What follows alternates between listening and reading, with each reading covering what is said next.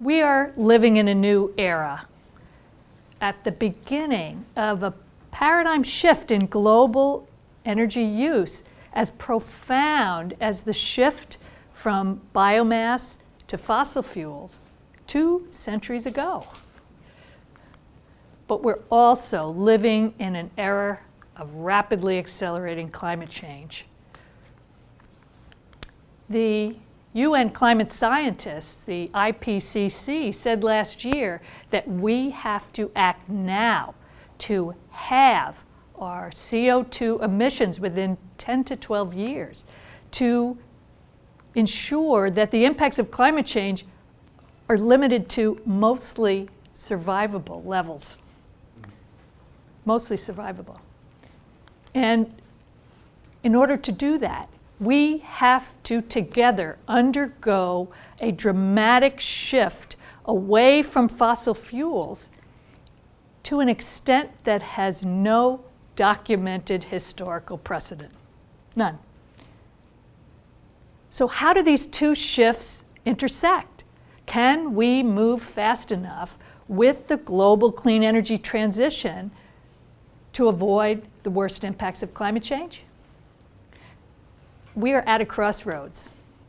And right in the center of that crossroads is China. So when I first moved to China in 1990, winter meant coal. And every year on November 15th, regardless of the weather, the central government, the government of Beijing and the other northern cities turned on the heat.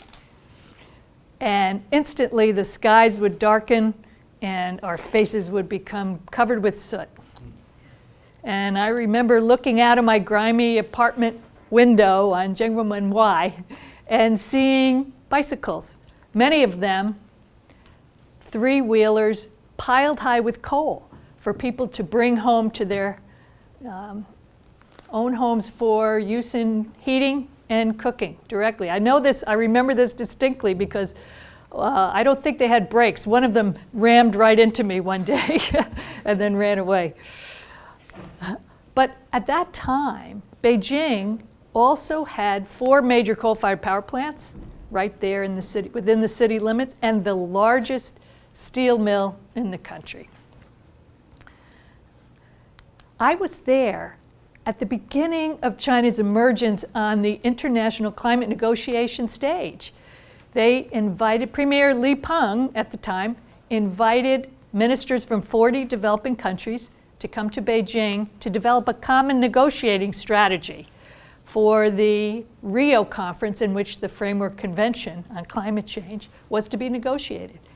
And many of those principles, which were enshrined in something called the Beijing Declaration, made their way into the Framework Convention, including the idea that developed countries bear the major responsibility for the vast majority of CO2 emissions that are in the atmosphere and should therefore bear the major responsibility in addressing the problem. And also the idea that developing countries, including China, should be treated differently in accordance with their common but differentiated responsibilities. Now,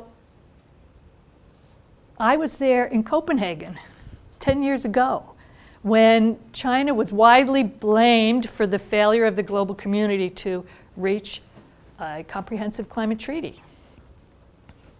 Yet only a few years later, China was instrumental, along with the United States, in building the momentum for the Paris Agreement and in hastening the speed with which it entered into force, record time. These are China's climate pledges that it made in Paris. Some of these may not seem like much now, but it was virtually unprecedented for anyone to think that China would agree to peak its CO2 emissions.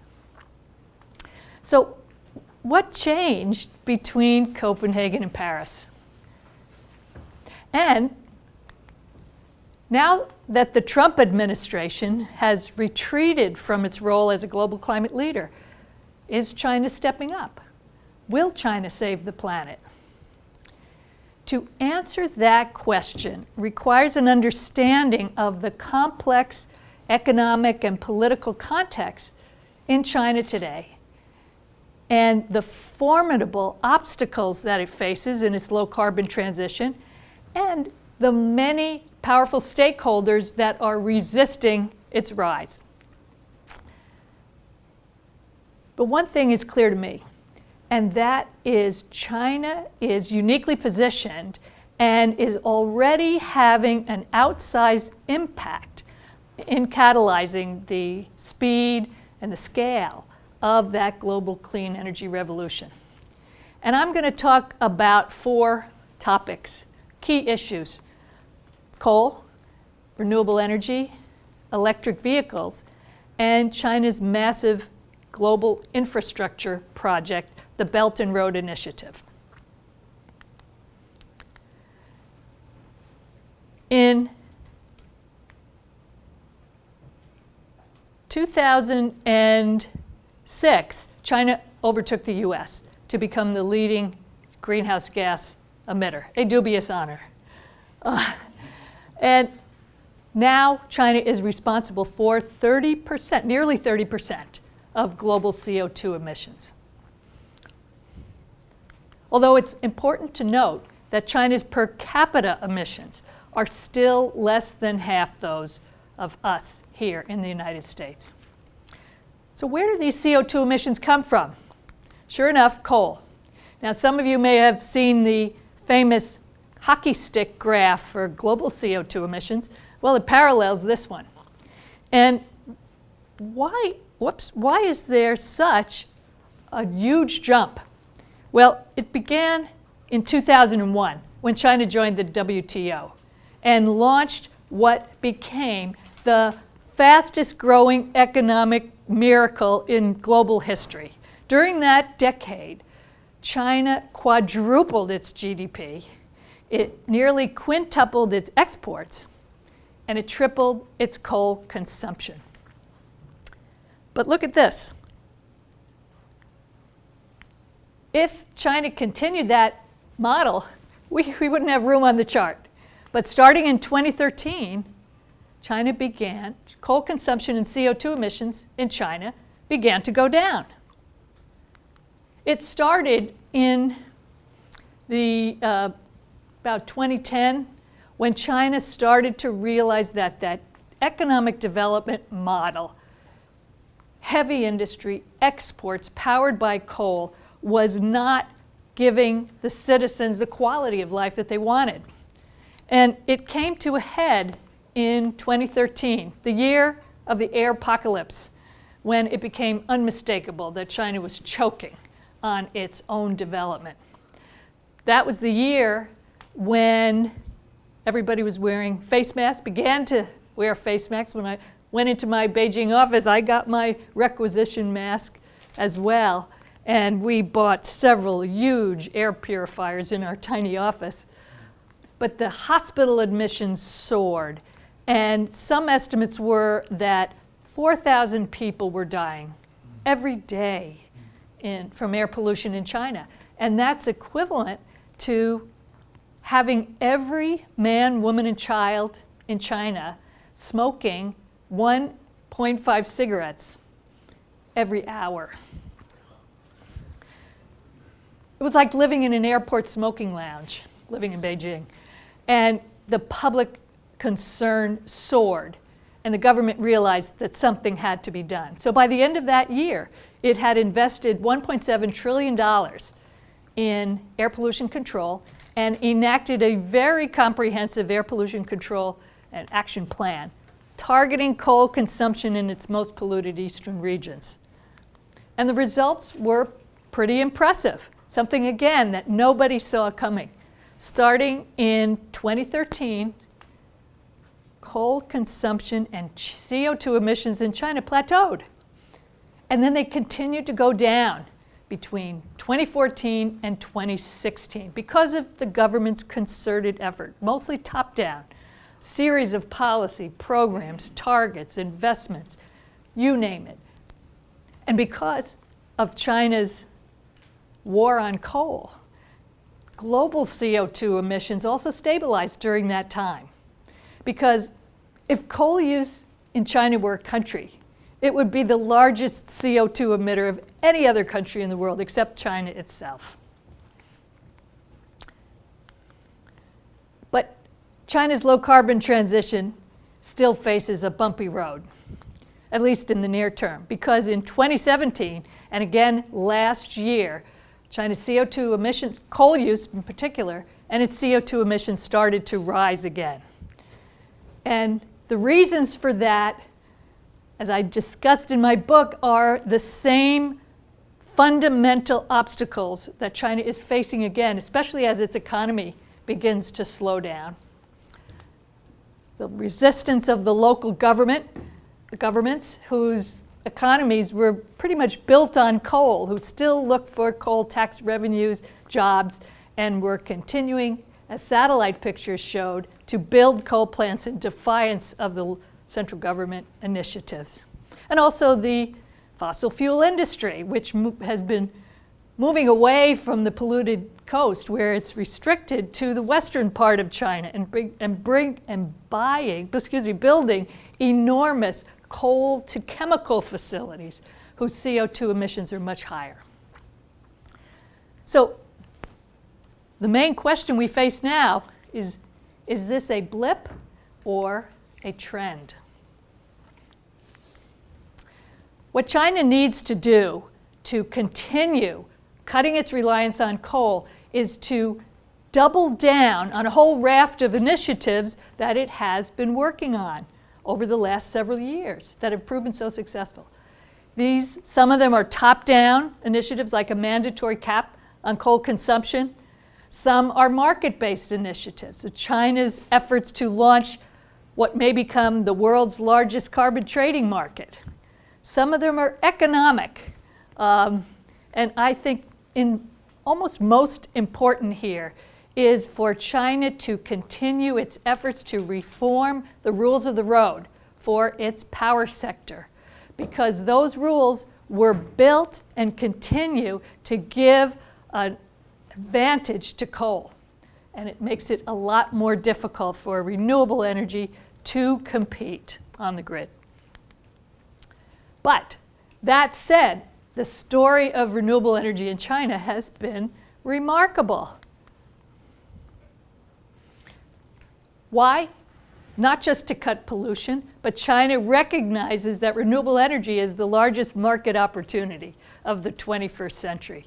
And someone once said it was that China was slow to come to the Industrial Revolution.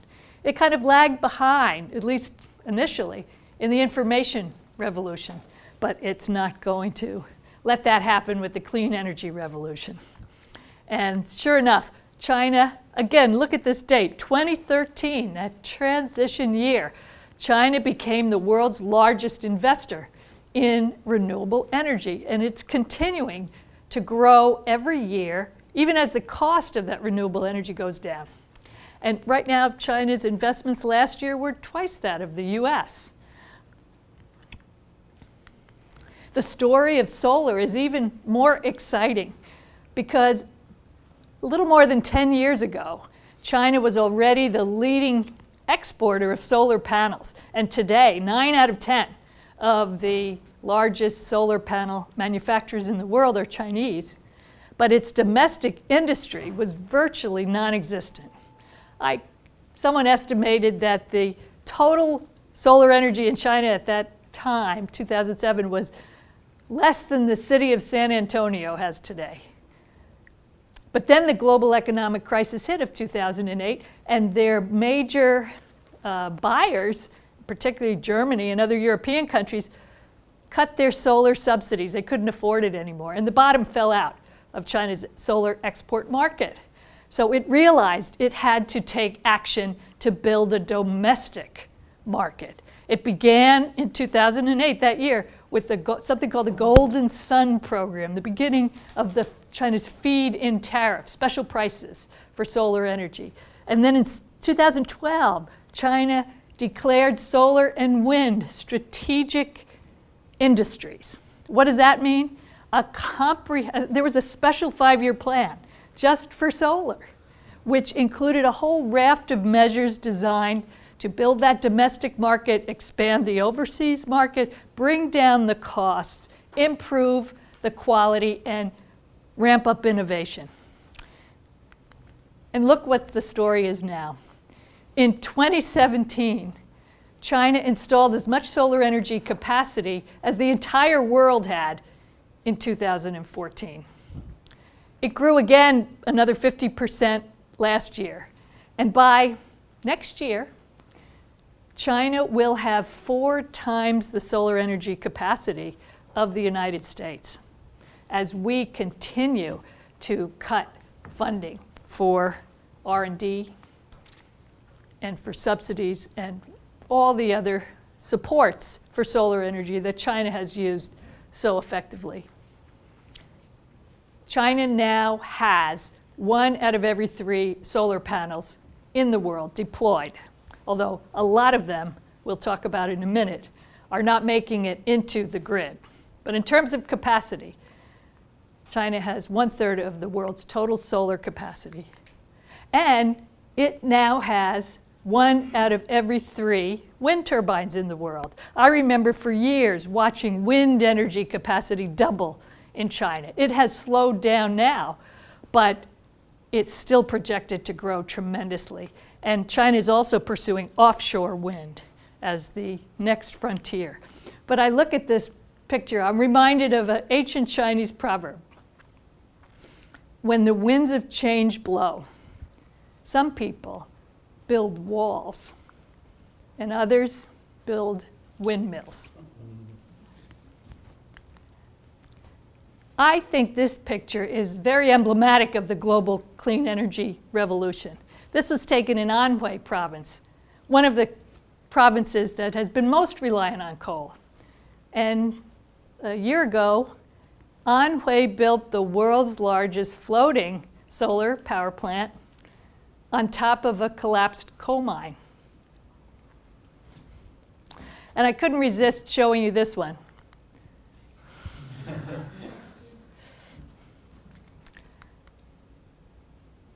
So right now, what's the situation? The world is still 2/3 fossil fuel.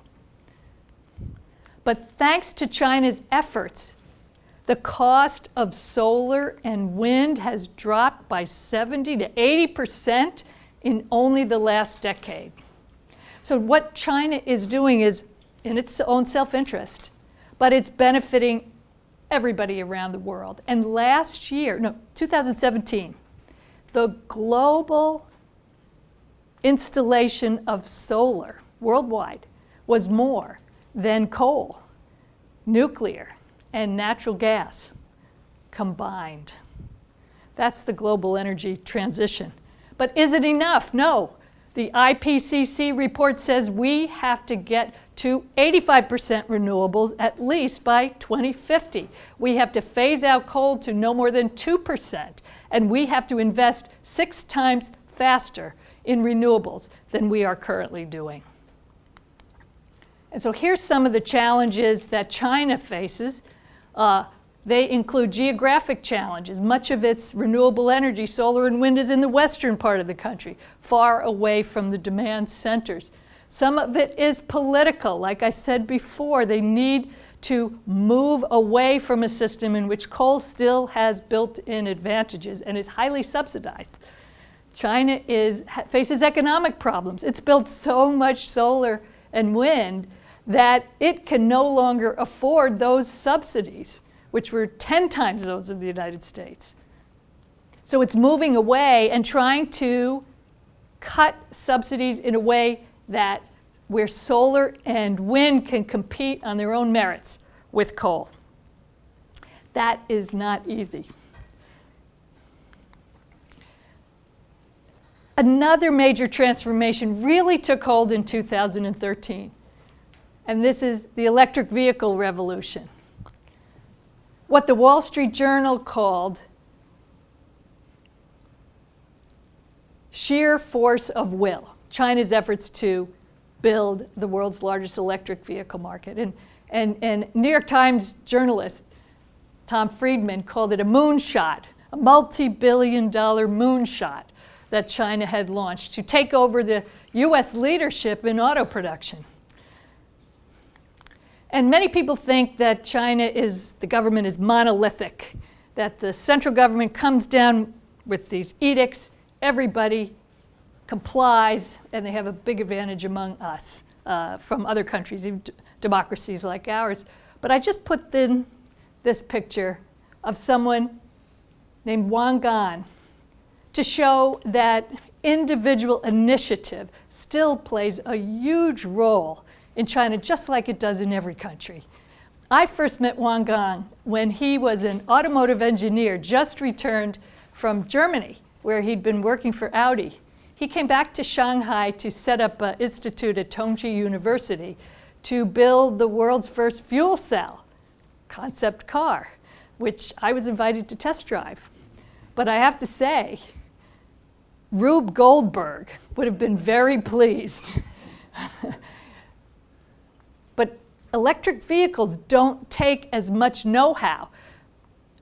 Wang Gan understood that the US, which built the first practical electric vehicle, had lost an opportunity to really take the lead on this new technology, and that China was going to leap into the breach and leapfrog. And so within 5 years of his return to Shanghai, he was brought to Beijing to become the Minister of Science and Technology. And he oversaw, again, a massive, comprehensive industrial policy designed to assert China's leadership in electric vehicles. Again, $60 billion of subsidies, non-monetary benefits for drivers, often even more important. For example, if you buy an electric car in some cities, you don't have to join a lottery and wait years to get a license plate. Major R&D work, targets to require researchers who want to get funding to meet targets for innovation and quality, and so forth.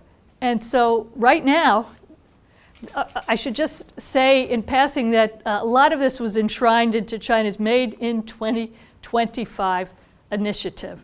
Some of it is designed to crowd out any other automakers from any other countries, and that's now the subject of one of the major subjects of the trade talks going on between the United States and China. We can talk about that.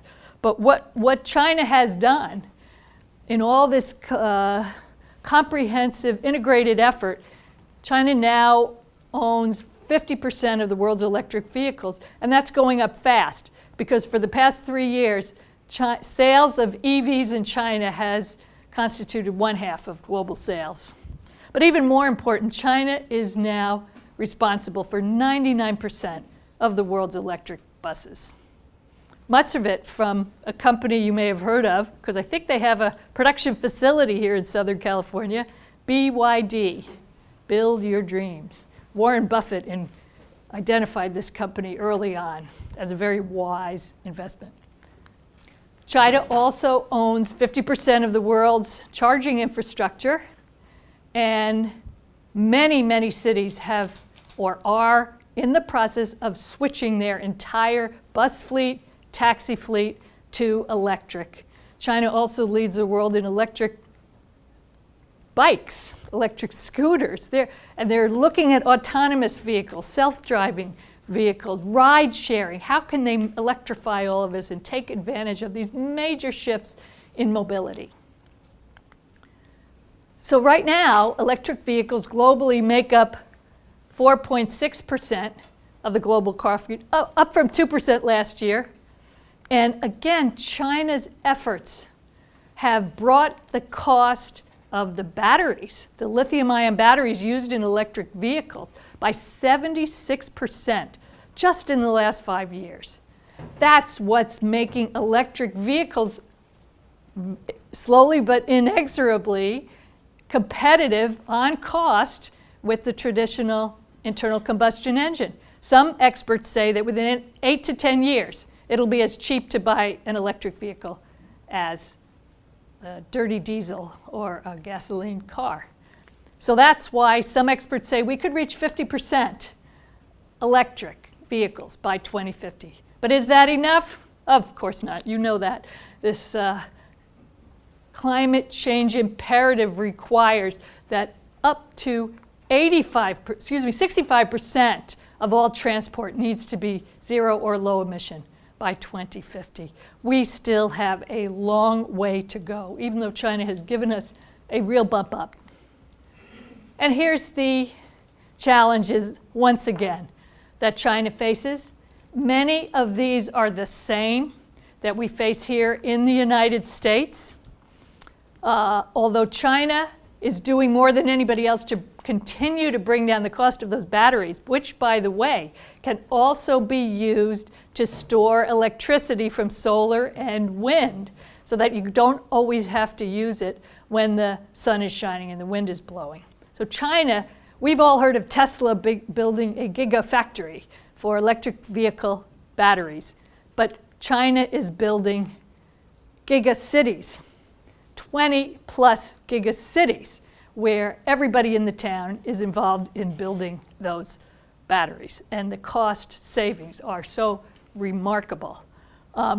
So China is also facing an economic problem of shifting away from those heavy subsidies as the cost of electric vehicles comes down. And they just last week cut the subsidies by 50%. And they're hoping that its policies are going to fill in the slack until electric vehicles can really compete.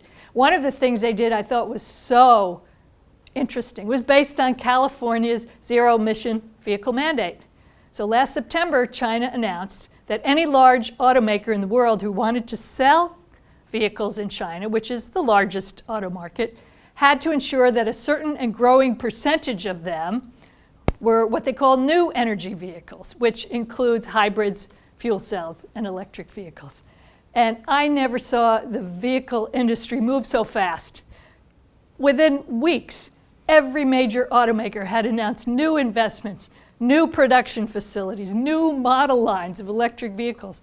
Experts say that together, those new investments are going to total $360 billion in the next 5 years. So China has, again, doing more than anybody else to move this new technology along.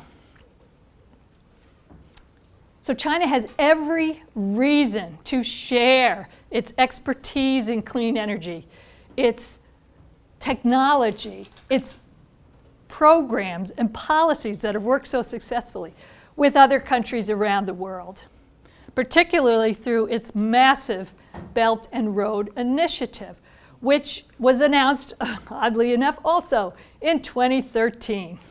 And this is designed for really to ease interconnectedness, to allow China to finance transportation networks on land and sea in about 70 countries who have joined so far. China is also financing all other kinds of infrastructure. Together, these Belt and Road countries cover 2/3 of the world's population and 60% of its CO2 emissions. So the type of projects that China funds are going to play a really important role in determining whether these recipient countries will meet their Paris climate agreements. China, in fact, is financing more renewable energy in these countries than anyone else. They issued $25 billion in green bonds last year, but it's overshadowed by the amount of financing for fossil fuel projects, $44 billion. And right now, China is financing about 1/4 of the coal plants that are being built around the world. China understands and has said that it's going to green the Belt and Road. And one of the other things they've done is develop the world's most comprehensive green finance system, which is in place in China today. So applying those green finance principles to their recipient countries can make a huge difference on how well, as a globe, we're going to be able to meet our climate targets. So one of the things to do is to look at the pledges that these recipient countries have made under the Paris Agreement. And the good news is, hopefully, that by the end of next year, every country has pledged that they will increase their ambition and announce even more stringent Paris pledges. This is really important, and some studies show that if you just look at 31 countries in the BRI who have specifically listed quantitative renewable energy targets under the Paris Agreement, that's a $470 billion opportunity for China. But many countries in the BRI have not those kind of specific targets. So one of the best things that the BRI recipient countries can do is to update their NDCs, that's the Paris Pledge, and make that the goal of their investment decisions in the Belt and Road. So there's a lot that can be done, but the jury is still out. The one positive development I'm very happy about is that China is hosting its second Belt and Road initiative later this month. And it has set up 10 working groups co-hosted by Chinese and foreign organizations to look at environmental issues, a whole range of them. And my organization, NRDC, has been asked to co-lead the section on environmental laws and standards. And this is super important because there are a lot of guidelines, standards that are in place to green the Belt and Road. But right now, they are all voluntary.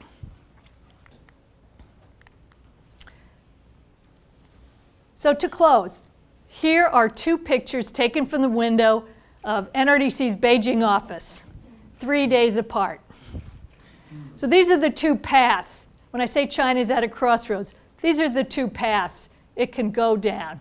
And right now it's a little schizophrenic, and within the same week you'll see both for a variety of reasons. But the decisions that China is making now on how to tackle its economic slowdown, how to address air pollution in a sustainable way, how to make that transition from top-down subsidies to more market-based programs for clean energy.